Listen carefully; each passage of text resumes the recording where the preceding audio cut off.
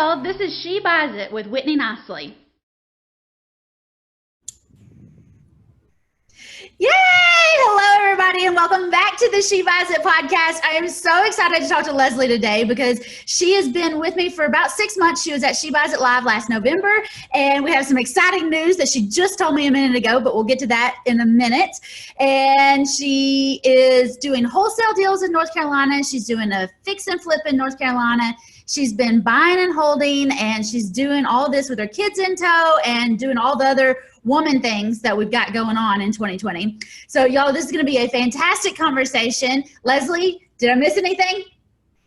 No, I'm just excited to be here. I can't wait to share any information that I have to help another lady get involved and start investing today. I know. We were just talking about all the girls in North Carolina, all the women in North Carolina that are getting out and getting these deals done. And I love seeing more women step up and say, I can do this. You know what? If she can do this, I can do this. If she can do this, I can do this. And I know it's going to help the ladies listening to the podcast too. So let's dive into these flips. How'd you get started? No, not the flips. I don't want to start with the flips because that's different. Let's start with the wholesale deals. How did you get into these wholesale deals? How did you find them? But also, what were you doing when you decided, I could wholesale houses? Okay, sure. Okay, well, for me, I want to backtrack just a little bit and tell you how I got into investing, period, because it was simply on a mistake. I had always had an interest in it, but didn't really know how I was going to start. And at the time, I was with my husband, and I said, it's really time to start. So I said, let me find a tax sale, because you're always hearing about those. So I went downtown, figured out what they were having an auction on, and I bid it on a piece of property. Didn't know we actually won the bid. We found out after we won the bid that it was land that you could not build on. You couldn't develop it. So, I have a piece of property just like that. Mine is under the lake. It is underwater. Oh, no. 365. It never sees daylight. And I have a piece of property bought at a tax sale just like that. You can't build on it. Right. And I was like, oh gosh, okay, so that was like bad. So I had to figure out how to get us out of that. And luckily what it was inside of a community, and the HOA was bidding against us and they had lost it to us. So they bought it back. So we were able to recoup the money back. So that was like a saving grace, right? Yeah, that was a free lesson learned. Yeah, free lesson learned. I'll take all those all day. Yeah. So, but I gotta applaud you, because a lot of people wouldn't have even gone through it. They would have said, oh no, blah, blah, blah. And then they still would have stayed safe on the sidelines. No, you just charged through there and then figured it out later. I love that. Yeah, I've had to learn to do that a few times. So what I had decided to do after that, because I had just started working in banking, and I was like, gosh, went from being a stay-at-home mom and going to school to going to an office job. And I was like, yeah, this isn't going to be it. So I said, after this mistake, I better go to real estate school so I can learn how to invest. No. Hold on. If I had a dime for every time somebody said, I'll go get my real estate license so I can learn how to be an investor, I could retire tomorrow. Like, I don't know. And I said that in 2011 when I got my real estate license. I was like, yeah, it'll teach me how to buy houses. No. Yeah, right. And I was like, man, I'm going to learn. That way I'll know the terms and I won't make these mistakes anymore. Well, like I know, I learned zilch. I didn't learn anything about investing, let alone even how to sell a house. Really.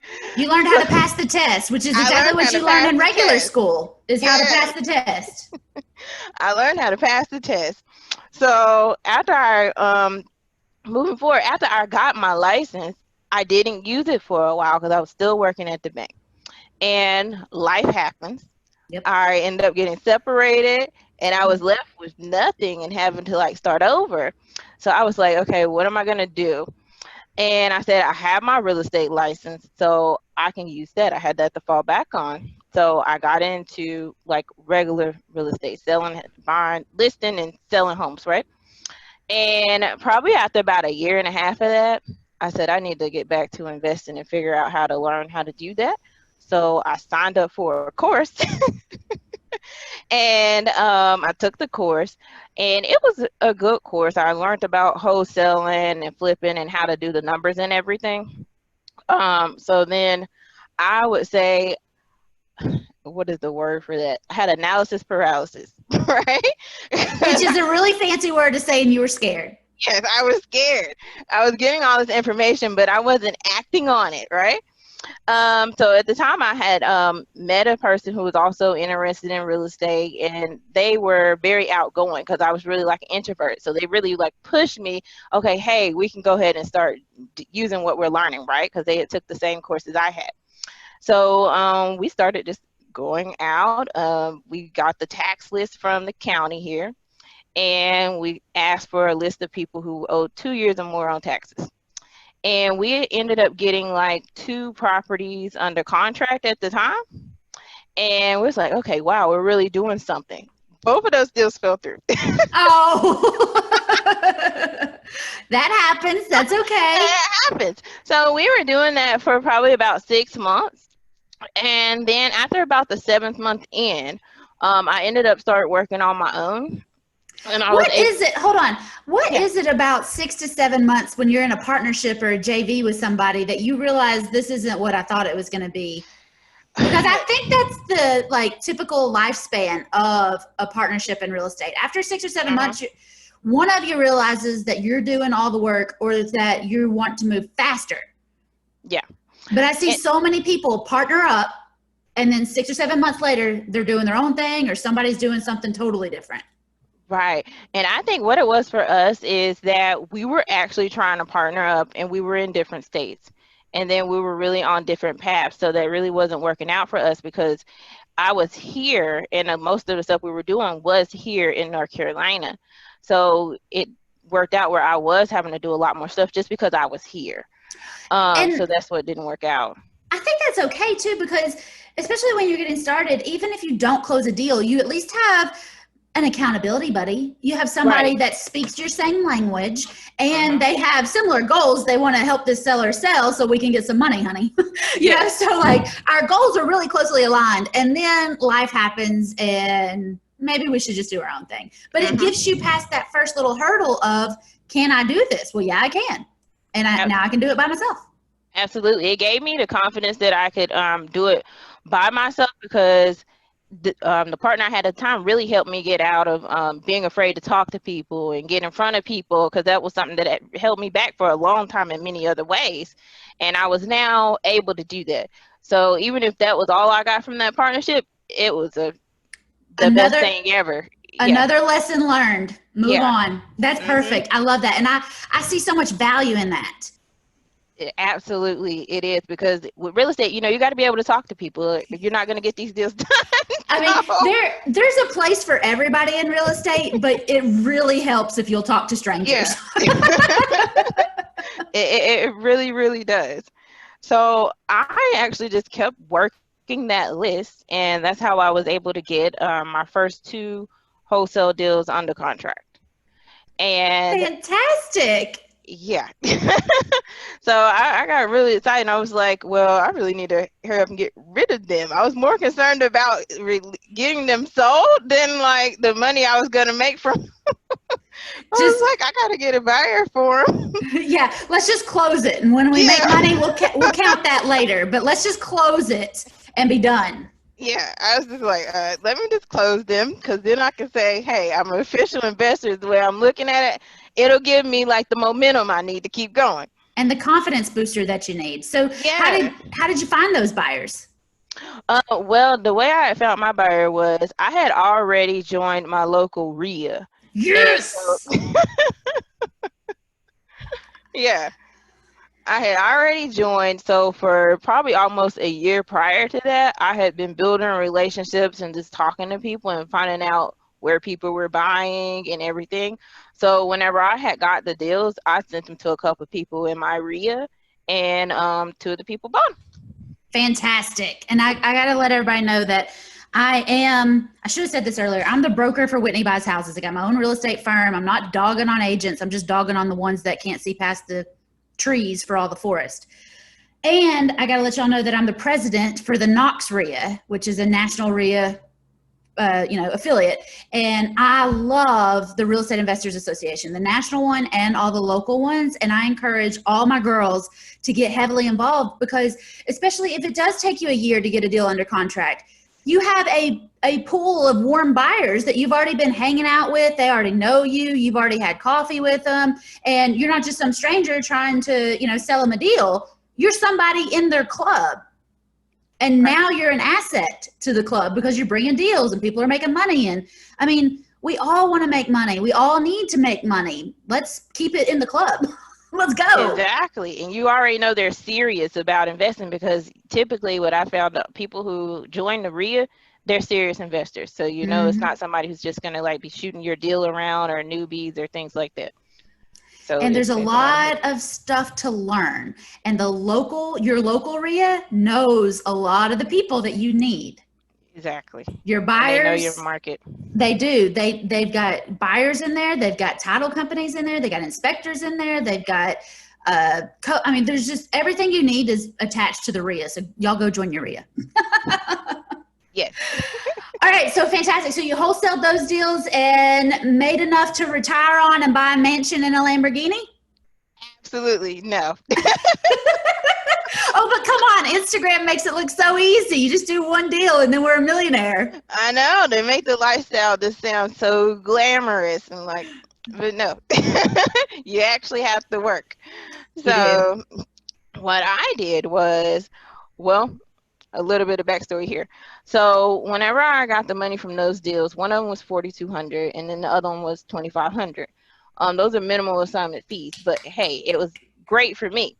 It's perfect. I don't care if you make $3,000, $30,000, or $300,000. Just make some money and keep going, or don't lose any money. That too. We could do do your best not to, because we could do a whole episode on how many people actually lose money wholesaling, even though you don't have anything at stake. But nobody ever talks about it. So you made money. Bravo. Thank you. Very good. Yeah. So whenever I made that money, or what I should say is whenever I decided that I was going to do investments and start to transition over from regular real estate, I made the decision to move back home with my parents. That was a sacrifice that I needed to make so that I could have the time and the money in order to invest in myself. Hey, listen, there is no shame in moving back into mom and dad's. I'm moving out of my mom and dad's in the next month. And I'm married and I just moved back in with my mom and dad because it was more convenient than living by myself for a while. I talked to a lady yesterday and she was like, hey, I need $32,000 to be able to start my own business in the next year. I'm thinking about moving in with my mom and dad. I was like, then move in with your mom and dad. Like, if that's what it takes, do it. There's no shame in this game, y'all. Do what it takes. Exactly. I think Dave Ramsey says, live like no one else so you can later live like no one else can, or something like that. And I'm like, yeah, you have to do that. You have to figure out what you're willing to give up so that you can do this, because if I didn't do that, I wouldn't have been able to have the extra funds to invest in all the trainings that I do or any of the meetings that I go to and stuff. And hey, I have a built-in babysitter, so when I go to these events, my dog has pretty much lived at my mom's for the last 2 years. So yeah. Stay at Granny's. Yeah, stay somewhere. Group it up. Yep. So what I did was, whenever I got that, I decided I could take. Well, I just decided I would do it. I would take some time off, and I'm getting ready to find my own flips. So, and so I got on the hunt for looking for flips. I was day in and day out. I was driving for dollars, looking on Craigslist. Talking to other wholesalers, going to see their deals, and I probably did that for at least 3 months. And I saw a lot of houses before I found the first one that I felt like was a great deal. And I want to tell you that looking at all those houses, if you look at 100 houses and none of them turn out to be a deal, you are so much more prepared. Like, this is another lesson that you're not getting paid for. But when you start looking at those houses, after you see so many of them, you realize they all look the same. Yeah. They all smell the same, and it's disgusting. And you can start driving, and I don't want you to judge a book by its cover, but you can start judging houses, and the way they look outside is the way they're going to smell inside. Right. And so when you spend 2-3 months looking at houses like that and being, waist deep in it, it'll pay off for years. I think so. And then what also happened was, by the time after about the first month and a half, I was no longer looking at them like, ew, this isn't gonna work. It was strictly like became numbers. Okay, do these numbers work or not?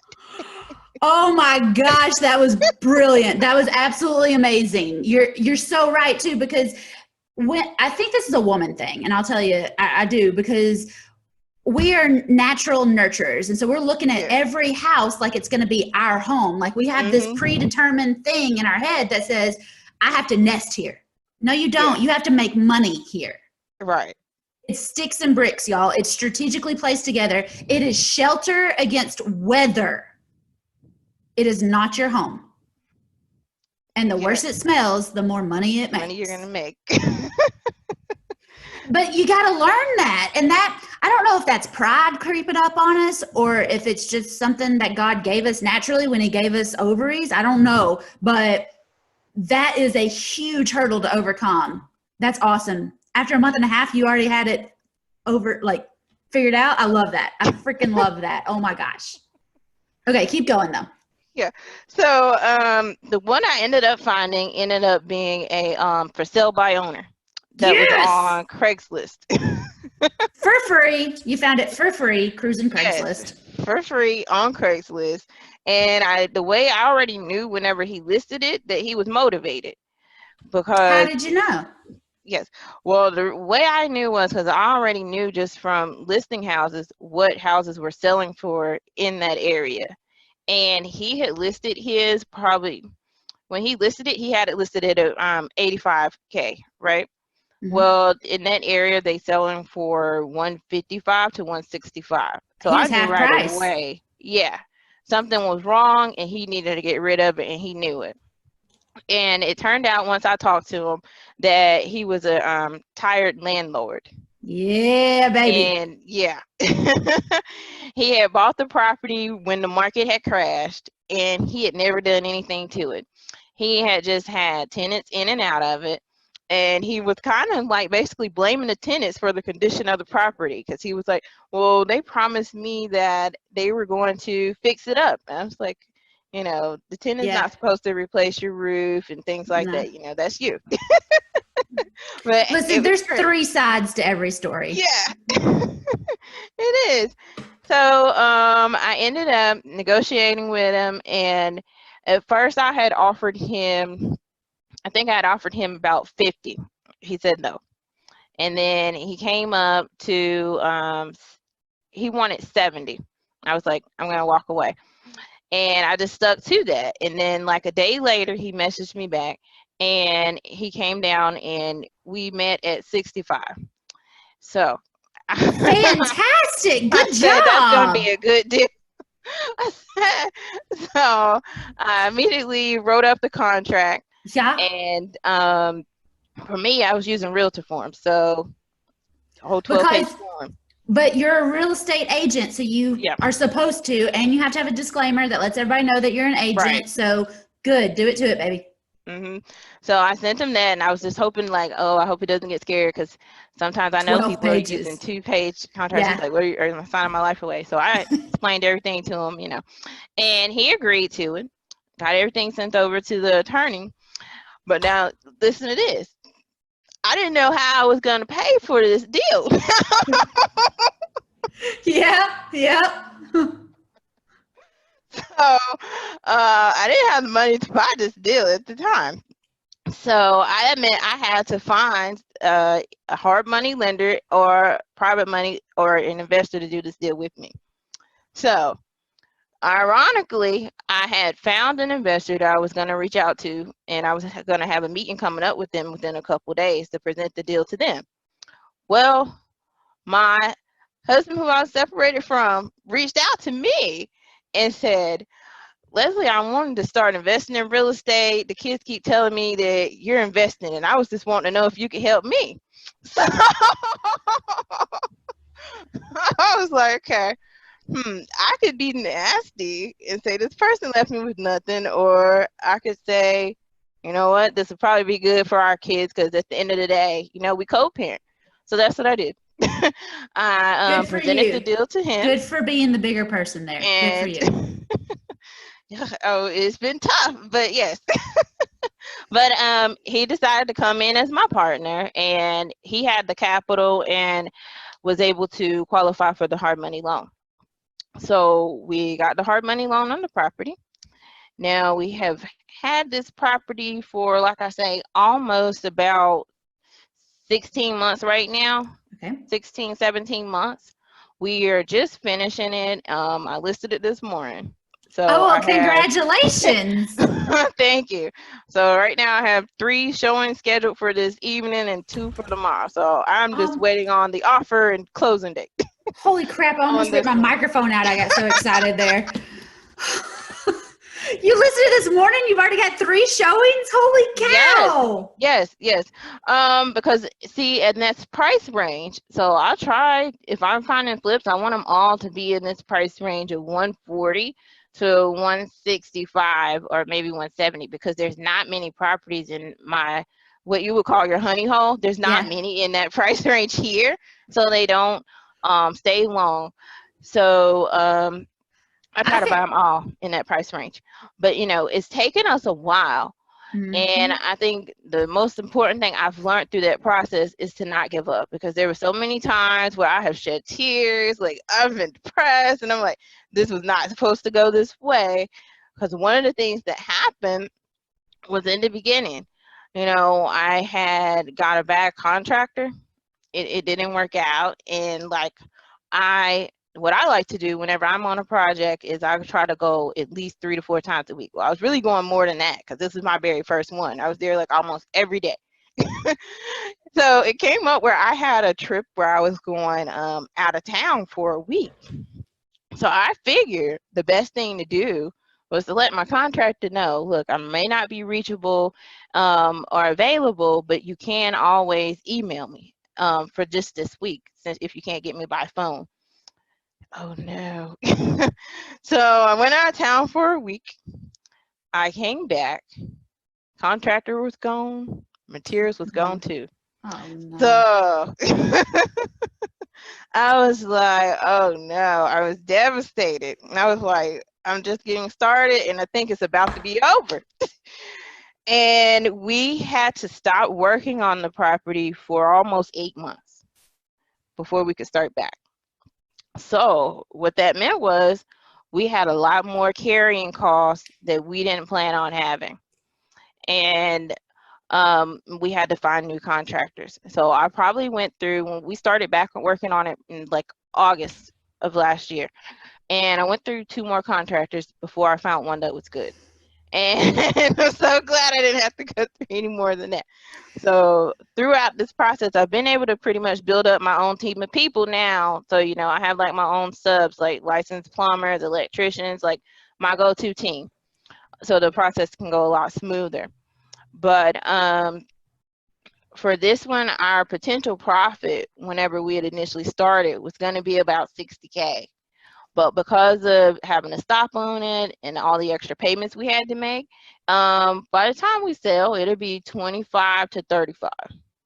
That's still really strong. Yeah, that's still a great number considering how long we had the property and the unexpected things that happened. Yeah. So I've had to just be thankful, because I was like, there's so many times where I want to give up, and all I can say is don't give up, just keep going. Because you know, I really had slowed down. Like me and you spoke previously, and I told you I was just like, I just quit just looking for deals, because I was like, oh no.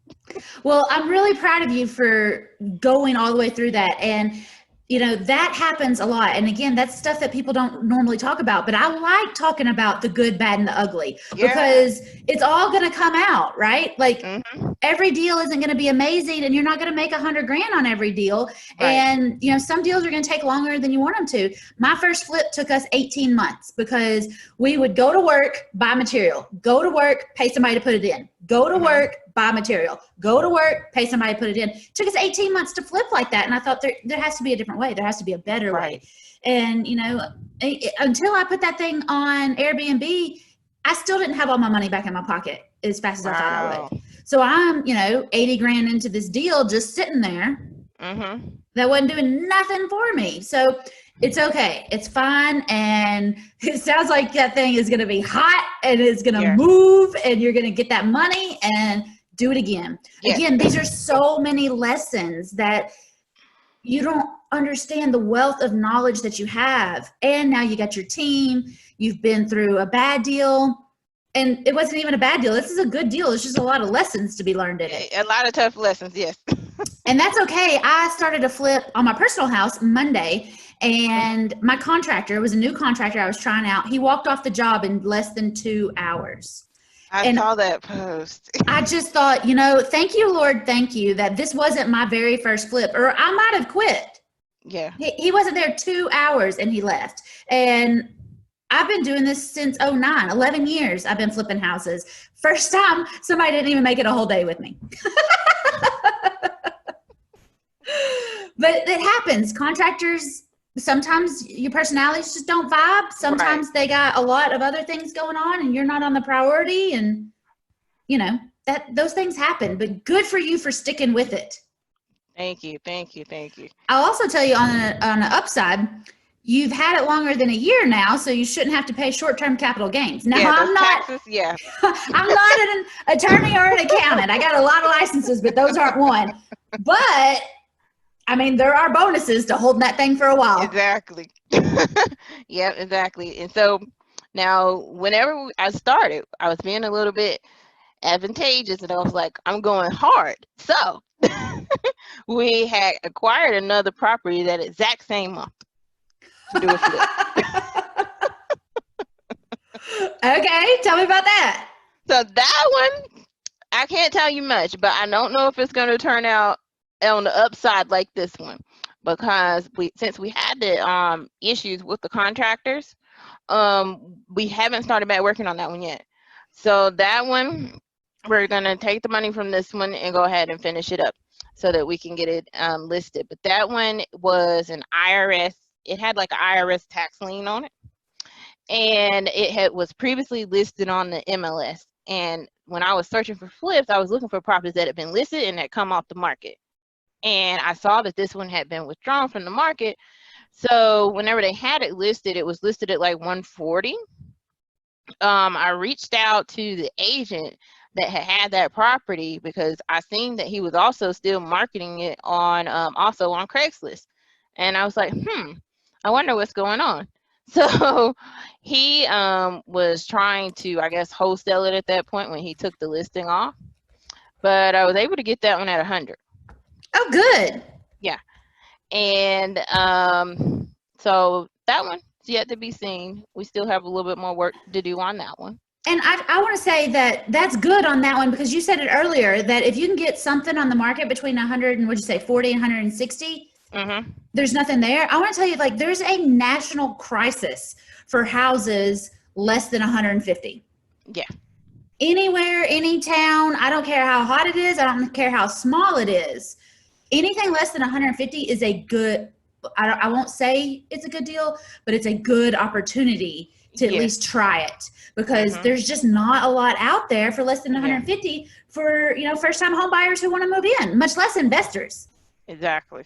And especially because I still work with buyers now. And like, I have one trying to buy one county over. We can't even find him anything that's under 170.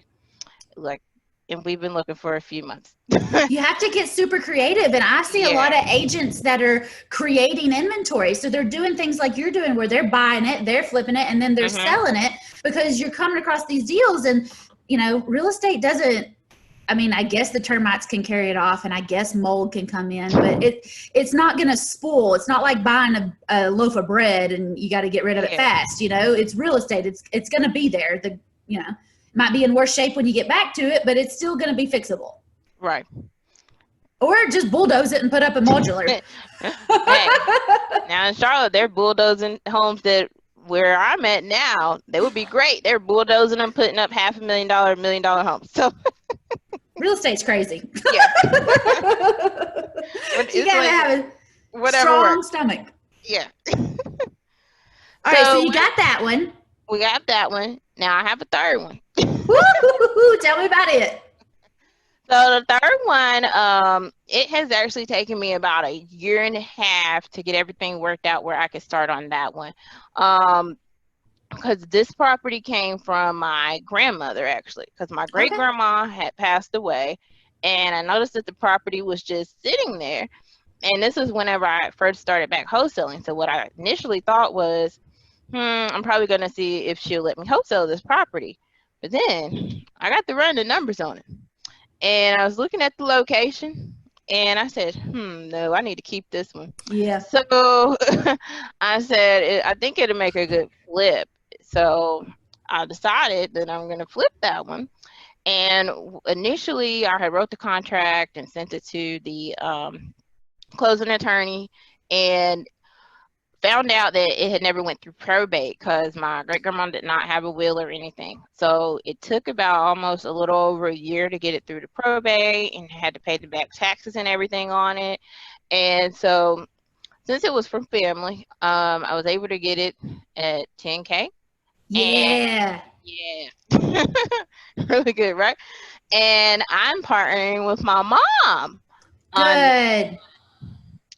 So I'm excited about that one. And I was able to, so let me tell you about this one. So this is a lesson that I learned on this one. Okay. I learned a lot of lessons. So with the first two, I had used a hard money lender. Mm-hmm. Well, whenever you're new, sometimes you can have difficulty getting a hard money loan, but also not just if you're new, but if you're in what they call like a rural area. And for this one, I wasn't able to get a hard money loan on it because a lot of lenders said the area was too rural. And I was like, I was about to give up on it, and I was getting ready to sell it to another investor. And I was like, gosh, I just don't want to do that. So I had a meeting coming up with him on Friday, whenever this is probably about a month ago. And I had a meeting coming up with him, and I was like, gosh, there has to be another option. Well, I remember private money. So whenever I was building relationships with wholesalers, one of them I had talked to said, you know what, I really like your go-getter attitude. If you ever need money for a deal, call me. My wife lends money.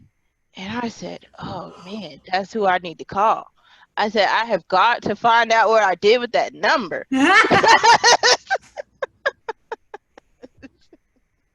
I was like, I said, I know I wrote it down. I didn't know where it was, but what happened was I was still on his buyer's list. Perfect. And he was still sending me messages. So I reached out to him, and they invest in the area. They do wholesale and flips. So she didn't have a problem with the location. Perfect. And she checked the deal out, and she agreed to do it. I got to tell you, that deal is beautiful to me because you're buying your great-grandmother's house. You're working with your family. You're relieving the pressure off your grandma. You're partnering with your mom on it. And you got a woman loaning you the money on it. Like, that checks off all my boxes. Like, I just love that. And, you know, when we look at generational wealth, you are literally going through generational wealth right now. This house has been in your family. I'm sure you got cousins and aunts and uncles and everybody that grew up in that house. And everybody remembers it. And, I mean, there will be some heartbroken people when you sell it. Yeah, I think so. But, you know, I've asked everyone, and everybody's like, they just want to see it brought back to, like, its original glory, because it's like, you know, that gives me chills. I love that. Like, fallen in and everything. So, because nobody has been able to take care of the property. Yep. So, I'm so glad you got that. That is absolutely fantastic. I love that. So, I'm excited about that one. So, well, good. Yeah. So and take your time on it too, because, you know, something will come along at some point, and you may run into a contractor that specializes in bringing old houses back to life. Okay. You know, some contractors have different specialties, and, you know, if it takes you a little while, you got it. It's fine. You don't have to worry about somebody else coming in and getting it. And good for you for going through, you know, the probate and your family and everything that you've gone through to get this deal. All of these lessons are going to stack up to make you absolutely unstoppable and phenomenal. I got a little tongue tied there. When we get you into First Deal Done Fast. Yay! So Leslie was with us at She Buys It Live, and that's where, you know, she remembered about private money because we talk about private money at She Buys It Live. And I also gave everybody the opportunity to get into First Deal Done Fast, and Leslie said, not right now. But you got some exciting news for me this morning. I do. So what I am doing, I was telling Whitney prior to our call this morning, is I'm getting a tax refund back. And my belief is that I should reinvest that money. And I'm signing up for First Deal Done Fast. And I definitely recommend that anybody really, if you're getting a tax refund back, invest it so you can learn how to build wealth with it. I've been doing that for few years. Every time I get my money back, I invested in a new course or some kind of training. I love to hear that because some women will say, well, you know, it's all on YouTube and I'll just figure it out on my own. Oh, it is so much easier. Even with like all the struggles I've had, it would have been 10 times worse if I had not had some kind of education and training, because really they all just could have been a complete loss or a disaster. Yeah. I'm a huge fan of having coaches and paying for education and paying for somebody's time and paying for somebody's lessons so that I can skip those. Like I invest in a lot of courses and a lot of coaches, and I know you do too because you've been doing this for a while, and I'm not your first coach, but I'm here to help you, and I am so excited to get you into the flock. This is awesome. I cannot wait because, you know, what got me really excited is I go to a lot of these seminars and events, and what I find at majority of them is there are not a lot of women. And it's not a lot of women. And when I went to She Buys It Live, I was like, God, I kind of like felt rejuvenated again because I was like having a little low moment. And I'm like, man, okay. There's other women out there like me and they're still getting it done. And I was like, okay, yeah, I can do it. I can keep moving and keep growing. And I just felt so good. You know, for centuries, women sat around in a circle in a, you know, small town or in a village, and we worked with each other. We helped each other. We talked to each other. We learned from each other. And now we don't get that anymore. So we have to make these communities. And we get these tribes, and that's what we have, the flock. And we're a flamingo flock, and we're pink, and we're women helping women get these deals done fast. Yeah, so get her done. And you've already been getting deals done, but there's always more to learn and a way to streamline it. And if you get 2 or 3 little nuggets that help you make more, do more, faster, better, stronger, it's totally worth it. Yeah, and see, that's the way I look at it, because I know, like you mentioned before, like somebody might say, why are you signing up for First Deal Done Fast? For me, that's just the title of it. Yeah. I already, like, what I do is anytime I'm going to sign up for something, I look and see what it's offering. If I see one thing that I'm not like great at or that I can hone that skill, that makes it worth it for me. And I feel like if I just learn one thing from a course, that one thing might be the next thing to help me make $100,000 or more. You know, I never know. And I'm willing to invest to find that out. Well, I can't wait to get you in. I'm excited. What piece of advice do you have for ladies that are thinking about getting started or thinking about getting into First Deal Done Fast? I would say don't think, just do it, and figure out if you need to make a sacrifice, figure out what it is. Like a lot of times, like I say, I had to move in with my parents. My kids have to go with me on appointments. It's fine. They're now pointing out abandoned houses before I do. Just do it. Just do it. I love that. That is absolutely perfect. Leslie, thank you so much. And I know that you're in the big She Buys It group. Is there anywhere else anybody can reach out to you if they have other questions? Yes. They can find me on Instagram at Leslie Dawson Real Estate, or even on Facebook at Leslie Dawson. And she'll be in the flock later today. Yes. All right. Thank you so much. Y'all don't forget to subscribe and like the podcast, the YouTube channel. Check us out on Facebook. We do have a free gift for you. If you go to getyourfirstdeal.com, I'll email you a treat straight to your inbox. Y'all don't forget to come back next week. Leslie, thank you so much. I'll see y'all later. Bye. Bye now.